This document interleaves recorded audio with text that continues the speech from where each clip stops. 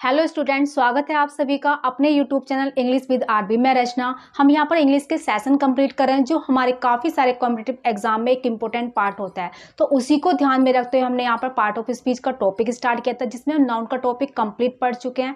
उसके अलावा हमने उसमें एक्सरसाइज भी की थी। अब देखो, हमने जो टॉपिक स्टार्ट किया था वो किया था प्रोनाउन। उसमें भी हम पर्सनल प्रोनाउन, पॉजेसिव प्रोनाउन और उसके अलावा डेमोन्स्ट्रेटिव प्रोनाउन हम पढ़ चुके हैं। तो आज हम जो क्वेश्चन लेके मैं यहाँ पर आई हूँ वो आई हूँ पर्सनल प्रोनाउन के बारे में, क्योंकि अगर हमें पर्सनल प्रोनाउन को पढ़ा है और उसके क्वेश्चन अटेम्प्ट नहीं किए तो कहीं ना कहीं ये पर्सनल प्रोनाउन अधूरा सा लगेगा। तो हमें आज सीखना है कि पर्सनल प्रोनाउन का हमें कैसे यूज करना है। ठीक है, तो मैंने यहाँ पर कुछ क्वेश्चनों को नोट डाउन किया है, उनको समझते हैं। अगर हम पर्सनल प्रोनाउन की बात करें तो उसमें 3 पर्सन होते हैं, फर्स्ट पर्सन, सेकंड पर्सन और थर्ड पर्सन। फर्स्ट पर्सन कौन होता है? जो स्पीकर होता है, यानी कि बोलने वाला पर्सन।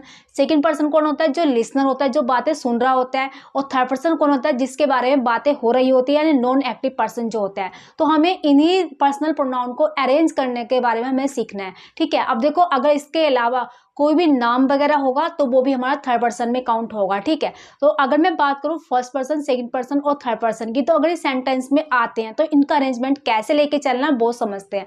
अब देखो, जो किसी का बिहेवियर होता है वो दो तरीके से हो सकता है, यानी कि किसी का बिहेवियर अच्छा भी होता है, किसी का बिहेवियर खराब भी होता है। ठीक है, तो अगर मैं बात करूं फर्स्ट पर्सन, सेकंड पर्सन और थर्ड पर्सन की, ठीक है, तो तीनों पर्सन हमारे उपलब्ध होंगे। अगर हम बात करूं किसी के बिहेवियर की, तो बिहेवियर हमारा किसी का खराब भी हो सकता है और अच्छा भी हो सकता है। ठीक है, खराब बिहेवियर होने पर हमें किस तरह से अरेंज करके चलना है पर्सनल प्रोनाउन को, और अच्छा बिहेवियर होने पर हमें किस तरह से अरेंज करके चलना है पर्सनल प्रोनाउन को, वो बातें हम समझते हैं। देखो, अगर किसी का बिहेवियर खराब होता है और उसमें फर्स्ट प्रोनाउन का हमें यूज करना है, तो हमेशा फर्स्ट को, यानी कि अपने आप को हमेशा हमें आगे रखना है खराब बिहेवियर के टाइम पे। लेकिन अगर किसी का बिहेवियर अच्छा होता है, फर्स्ट प्रोनाउन को हमेशा हमें लास्ट में रखना है। ठीक है, यानी कि अगर हम बात करें खराब बिहेवियर पे, तो हमें 1 2 3 का सेंस लेके चलना है, यानी कि first person, second person, third person.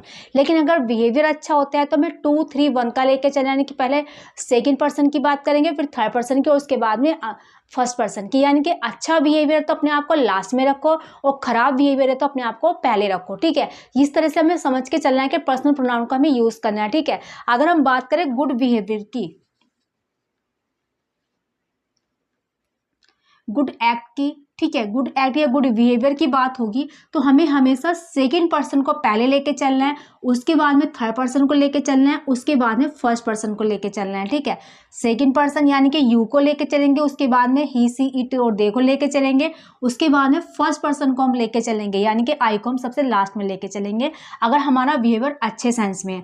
अगर बिहेवियर हमारा बैड सेंस में, यानी कि बैड एक्ट के रूप में है, तो हमेशा हमें जो लेके चलना है इसका पर्सन प्रोनाउन को, यानी कि फर्स्ट पर्सन के हमेशा खराब एक्ट में अपने आप को आगे रखना है, यानी कि फर्स्ट, सेकंड और थर्ड। ठीक है, तो हम क्या लेके चलेंगे? बैड एक्ट में फर्स्ट, सेकंड एंड थर्ड। ठीक है, अब देखो, हमें इसमें एक चीज और समझनी है, हमें इसमें कुछ ज्यादा खास चेंज नहीं हुआ है। फर्स्ट जो है, फर्स्ट पर्सन अच्छे बिहेवियर में क्या होता है? लास्ट में जा रहा है, और खराब बिहेवियर में क्या हो रहा है? आगे आ रहा है। ठीक है, यानी कि 2 और 3 का जो सीक्वेंस है वो हमेशा साथ बन के चलेगा, पहले 2 आएगा उसके बाद में थर्ड। लेकिन फर्स्ट पर्सन जो होगा वो अच्छे बिहेवियर में बाद में जा रहा है और खराब बिहेवियर में वो पहले आ रहा है। अब देखो, पहला क्वेश्चन समझते हैं। I and you are going to the market. क्या मार्केट जाना कोई खराब सेंस में तो सेंटेंस नहीं होगा। ठीक है, तुम्हें सेंटेंस का सेंस समझना होगा, वो किस सेंस में, अच्छे सेंस में या खराब सेंस में। ठीक है, अब देखो, आई और you are going to the party, अब पार्टी जाने की बात हो तो कोई खराब सेंस तो इसमें है नहीं, तो हमेशा हमें अच्छे सेंस का सेंटेंस हमें दिख रहा है तो अच्छे सेंस में हमेशा आई पर्सन को हम बाद में रखेंगे, यानी कि फर्स्ट पर्सन को हम बाद में रखेंगे और सेकंड पर्सन को पहले रखेंगे। तो क्या हो जाएगा यहाँ पर? You and I.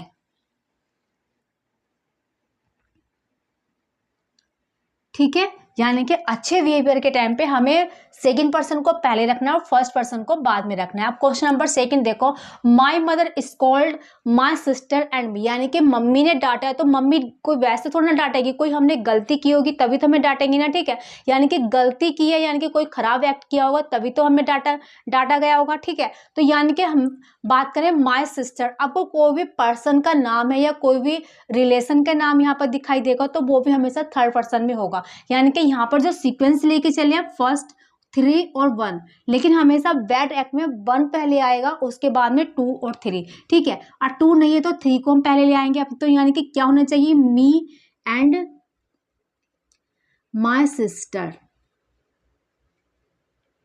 ठीक है, पहले क्या आ जाएगा, मी आ जाएगा, उसके बाद में क्या आ जाएगा, माय सिस्टर। ठीक है, तो हमें छोटी छोटी बातों को समझ के चलना है कि पर्सनल प्रोनाउन को हमें किस तरह से यूज करना है। अच्छा एक्ट है तो हमेशा आई को पीछे रखना है, और खराब एक्ट है तो आई को हमेशा पहले रखना है। थर्ड को समझते हैं, Ravi, I and you have done a great work. ठीक है, अब देखो रवि क्या है, थर्ड पर्सन होगा, आई फर्स्ट पर्सन होगा, और यू क्या होगा, सेकंड पर्सन होगा। और ग्रेट वर्क की बात है तो कोई अच्छे सेंस का सेंस तो चल रहा है इसमें। ठीक है, तो हमेशा हम क्या करेंगे, इसमें अच्छा सेंस होगा तो 2 3 1 को लेकर हम चलेंगे। ठीक है, यानी कि 2 यानी कि हमारा जो यू वर्ड है वो सबसे पहले यहाँ पर आ जाएगा। ठीक है, जो यू है वो सबसे पहले यहाँ पर आएगा, यानी कि रवि की जगह यू आ जाएगा, और आई की जगह क्या आ जाएगा, रवि, और उसके बाद में क्या आ जाएगा, आई। ठीक है, you, Ravi and I have done a great work. ठीक है, जब भी कोई अच्छे सेंस में होगा तो आई को हमेशा हमें बाद में लेके चलना है। हमेशा ये ध्यान रखना, अच्छा एक्ट तो अपने आप को पीछे रखो, और खराब एक्ट तो अपने आप को हमेशा आगे रखो। ठीक है, अब देखो क्वेश्चन नंबर 4 समझते हैं, Nidhi, I, you and Ajay were to be blamed. अब देखो ब्लेम्ड करने की बात है कि किसी पर दोष लगाया गया। दोष कब लगता है, जो कोई खराब एक्ट किया गया हो। ठीक है, अब देखो इसमें यहाँ पर निधि यानी कि किसी थर्ड पर्सन की बात हुई, फर्स्ट पर्सन की बात हुई, सेकंड की, और उसके बाद में थर्ड पर्सन की। अब देखो यहाँ पर निधि नाम भी है और अजय नाम। जब भी हमें कुछ इस तरह का कंफ्यूजन होगा कि लड़के का नाम भी और लड़की का नाम भी है, तो हमेशा इंग्लिश में ध्यान रखना। वैसे हमेशा हम लोग बोलते हैं लेडीज इज फर्स्ट, लेकिन इंग्लिश में हमेशा ध्यान रखना है जेंट्स इज फर्स्ट। ठीक है, जब भी हमें ये डाउट होता है, या जेंडर में भी कभी ऐसे डाउट होता है कि हमें नहीं पता होता, जैसे टीचर है अपना आप में कॉमन जेंडर है। ठीक है, तो हमें नहीं पता जो टीचर है अपना आप में जेंट्स है या लेडीज है। ठीक है, तो अगर हमें जेंडर क्लियर नहीं है तो हम हमेशा ही को प्रेफर करते हैं। ठीक है, यानी कि मैस्कुलिन जेंडर को प्रेफर। अगर हम बात करें कॉमन जेंडर की, ठीक है, तो कॉमन जेंडर जो होता है अपने जेंट्स और लेडीज दोनों के लिए प्रयोग होता है। जैसे कॉमन में क्या होगा, स्टूडेंट हुआ, टीचर हुआ। अब स्टूडेंट लड़का भी हो सकता है, लड़की भी, लेकिन अगर हमें स्टूडेंट का जेंडर क्लियर नहीं है तो हमें, अगर जैसे हम बोलते हैं ना हमेशा लेडीज इज फर्स्ट, लेकिन इंग्लिश में हमेशा लेके चलना जेंट्स इज फर्स्ट। जब भी हमें जेंडर क्लियर नहीं होगा, कॉमन जेंडर है, तो हमेशा हम ही मैस्कुलिन जेंडर को ही प्रेफर करके चलेंगे। ठीक है, हमेशा हमें मैस्कुलिन जेंडर को ही लेके चलना है, यानी कि हमें फीमेल जेंडर को इसमें पहले नहीं रखना। अब देखो हमेशा ध्यान रखना, अगर किसी भी सेंटेंस में मैस्कुलिन जेंडर और फीमेल जेंडर साथ में आता है, ठीक है, तो हमेशा हमें मैस्कुलिन जेंडर को पहले लेके चलना है। ठीक है, वैसे हम बोलते हैं ना लेडीज इज फर्स्ट, लेकिन इंग्लिश में हमेशा जेंट्स इज फर्स्ट को लेके चलना है, यानी कि इंग्लिश में हमेशा हमेशा मैस्कुलिन जेंडर को प्रेफर हम करेंगे। ठीक है, तो जैसे इसमें निधि नाम भी है और अजय नाम भी है, तो हमें अजय नाम को पहले लेना पड़ेगा, उसके बाद में निधि नाम को लेके चलेंगे। ठीक है, अब देखो हमें इसमें फर्स्ट पर्सन भी है, सेकंड पर्सन भी और थर्ड पर्सन भी है, तो 2 यानी कि सेकंड पर्सन पहले आएगा, उसके बाद में थर्ड पर्सन आएगा, उसके बाद में फर्स्ट पर्सन आएगा। ठीक है, लेकिन यहाँ पर क्या हो रखा है, ब्लेम, यानी कि यहाँ पर हमें क्या दिख रहा है, बैड एक्ट के सेंस में है, तो फर्स्ट पर्सन पहले आएगा, उसके बाद में सेकंड पर्सन, उसके बाद में थर्ड पर्सन। फर्स्ट पर्सन पहले आएगा तो यानी कि निधि की जगह हम लिखेंगे आई, और आई की जगह हम प्रयोग करेंगे यू। ठीक है, अब देखो यहाँ पर हमें थर्ड पर्सन का यूज करना है, लेकिन अजय नाम पहले हमें यहाँ पे लिखना होगा, अजय नाम हमें यहाँ पे लिखना होगा, उसके बाद में हम निधि वर्ड को यूज करेंगे। ठीक है, हमेशा ध्यान रखना है मैस्कुलिन जेंडर को हम प्रेफर करके चलते हैं, किसमें, इंग्लिश में। वैसे हम लेडीज फर्स्ट बोलते हैं, लेकिन इंग्लिश में हमेशा जेंट्स फर्स्ट मान के चलना है। ठीक है, ऐसी क्वेश्चन नंबर 5 समझते हैं, it is me and him who did this work.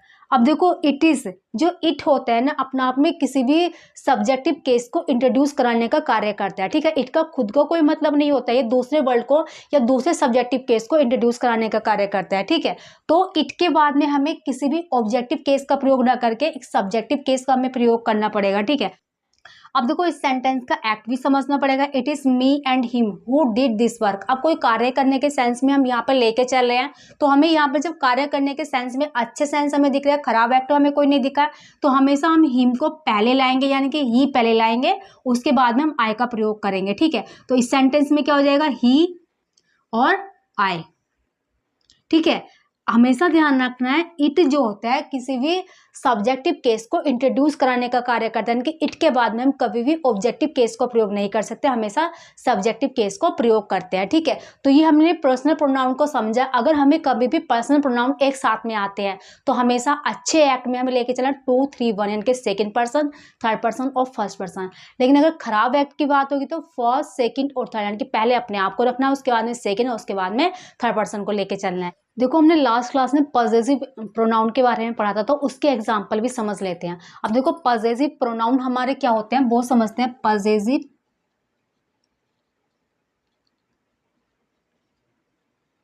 Possessive pronoun, ठीक है। पजेसिव प्रोनाउन हमारे क्या होते हैं, mine, your, hours,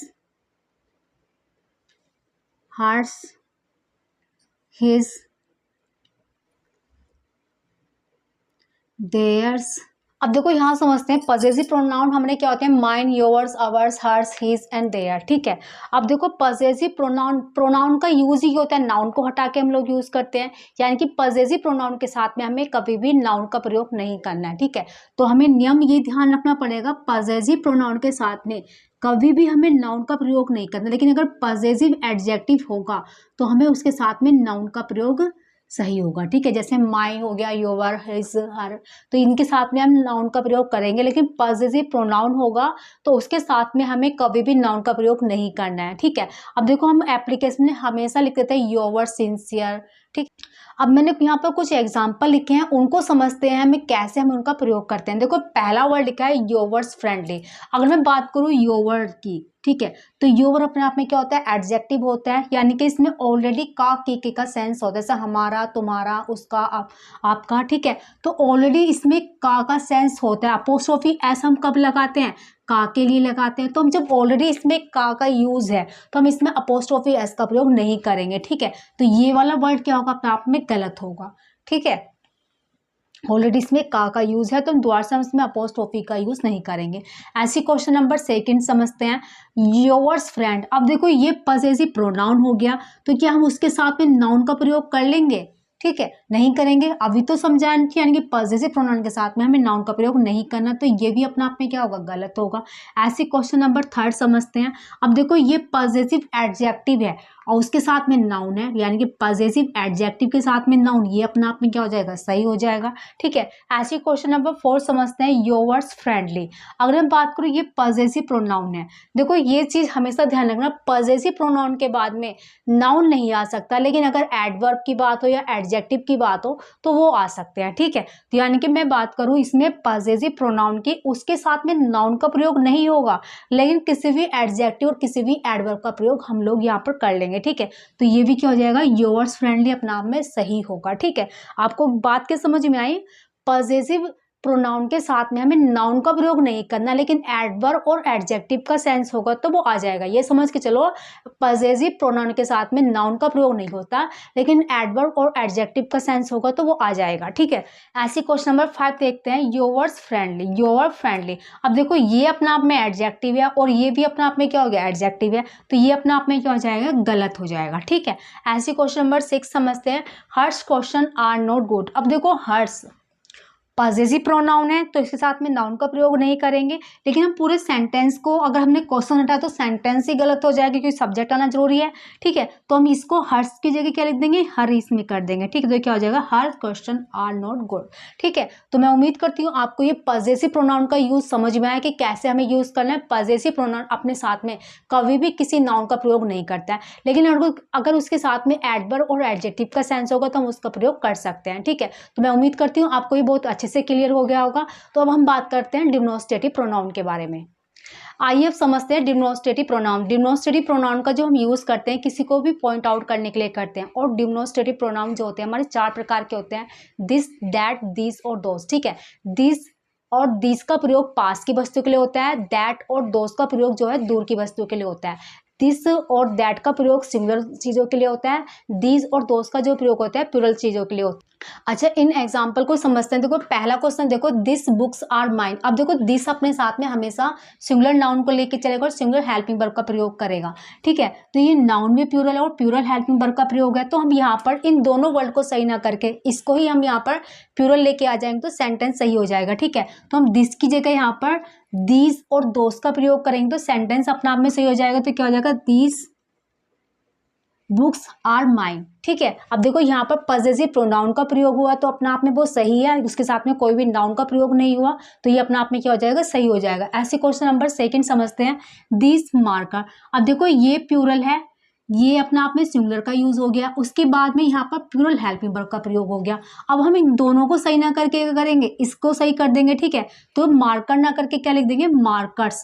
this markers are not working, ठीक है। ये मार्कर क्या है, नहीं कार्य कर रहे हैं, ठीक है। तो हमने इस प्लूरल, इन दोनों प्लूरल के हिसाब से इसको भी प्लूरल बना दिया, ना कि इसके हिसाब से हम दोनों को सही करते, ठीक है। तो मैं उम्मीद करती हूँ आपको ये बात बहुत अच्छे से समझ में आई। जब भी सेंटेंस में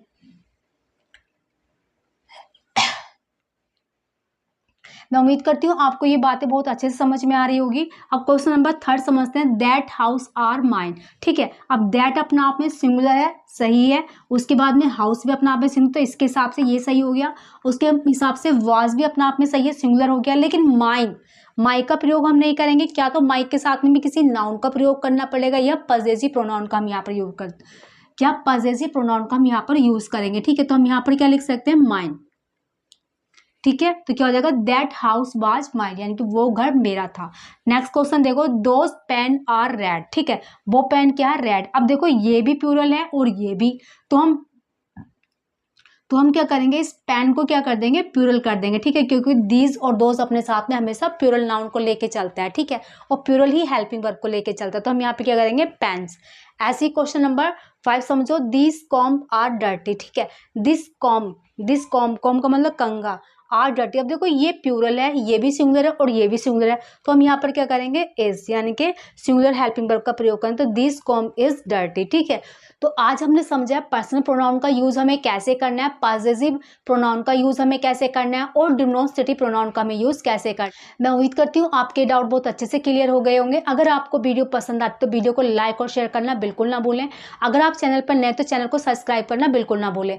तो मिलते हैं नेक्स्ट क्लास में। जय हिंद, वंदे मातरम।